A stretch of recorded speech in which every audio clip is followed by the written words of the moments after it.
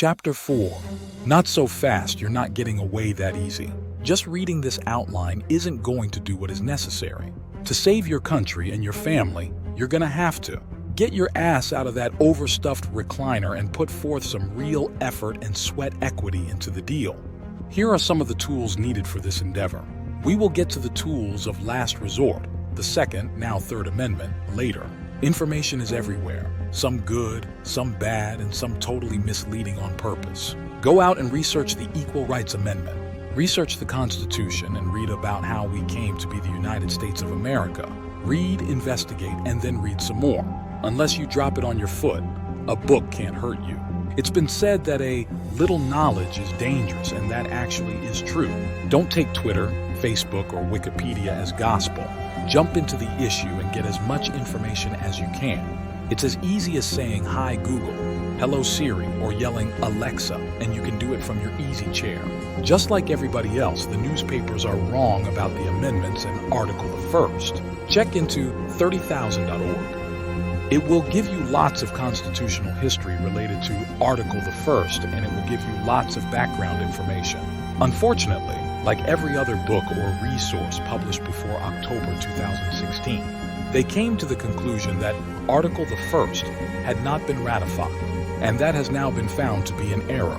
Yes, the history we have been taught for 200 years is wrong.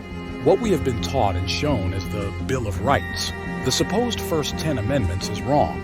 Until now, most of the original documents, bills, and letters have either been missing, lost, or destroyed, only available, if at all, in the Library of Congress, libraries of various states, and in private hands. Only now, with the advent of computer technology and digital imaging, these documents have been sorted, viewed, and consolidated to allow the story and the facts to emerge. They are now available in the new book, How Less is More. The story of the real First Amendment to the United States Constitution, written by constitutional scholar Eugene Martin Laverne, edited and published by Len Marshall, October 2016. Here's the short story behind the book with that long name.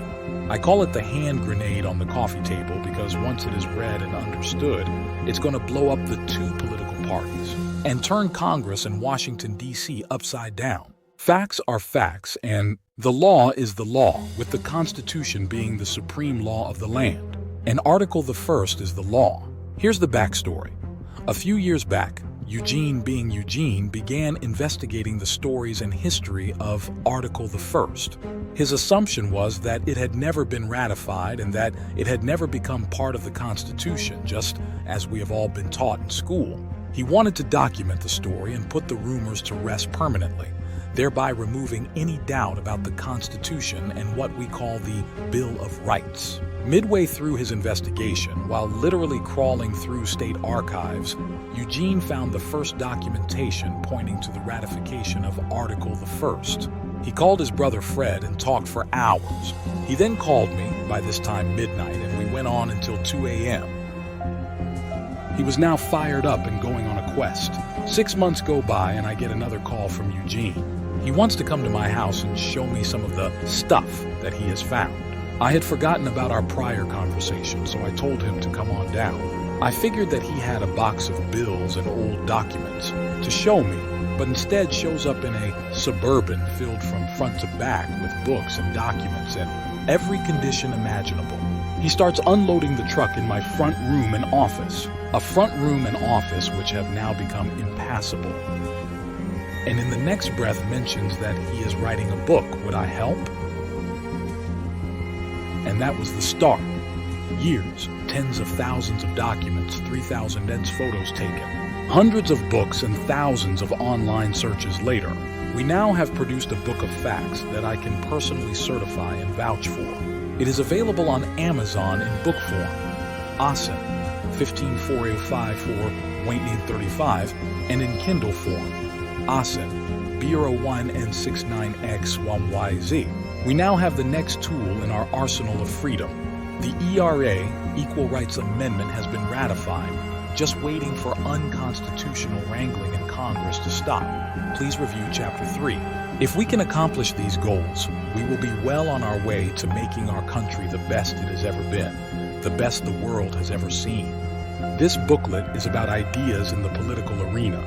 It is nonpartisan, neither left or right, progressive, conservative, or woke. Good and bad ideas are just that, not Democrat or Republican, just good or bad. If things go really bad, we might have to revert to Second Amendment remedies and use gold and silver for money. I don't know about you, but I can't afford gold. I did buy some silver once, tore right through my pocket and rolled down the street.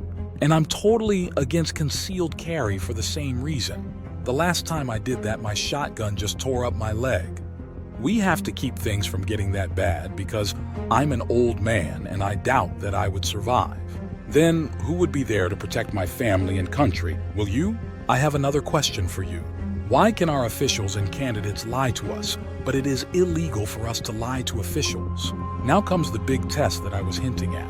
Could you pass the naturalization test and become a U.S. citizen? Even more importantly, what happens to a U.S. citizen who fails this test? Nothing, and that's the problem. Go to Chapter 5, take the test, and see if you qualify to be a citizen. It's on Amazon ASIN 1544, weight 835.